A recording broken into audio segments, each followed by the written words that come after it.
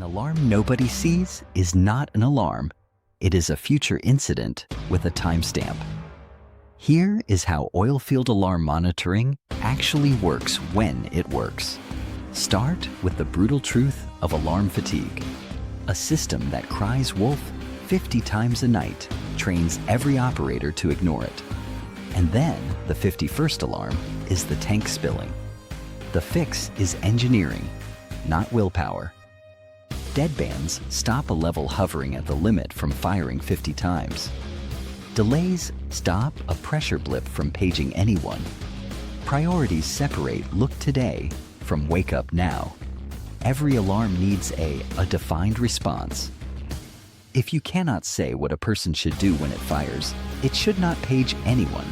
That one rule deletes half of most alarm lists. Delivery is the next battle. An alarm that lands in an email inbox is dead on arrival. Field-grade alarming means SMS and voice calls, and the clock matters. Under 30 seconds from threshold to phone buzz. Escalation chains close the loop. Pumper gets the SMS, no acknowledgement in 5 minutes. The foreman gets a voice call. Still nothing. The superintendent. The chain never sleeps, never takes a Sunday. Acknowledgement is not bureaucracy. It is how the system knows a human owns the problem and how you later prove response time to an insurer or a regulator.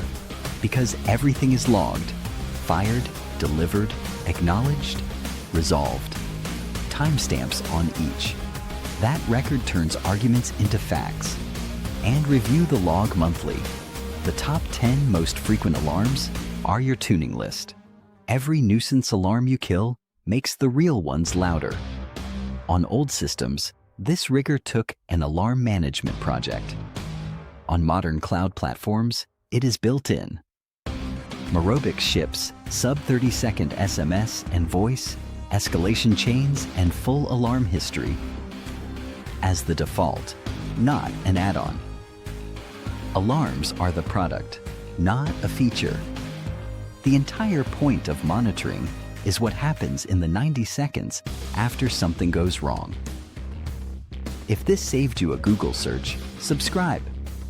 We publish practical SCADA and oil and gas automation explainers every week. No fluff.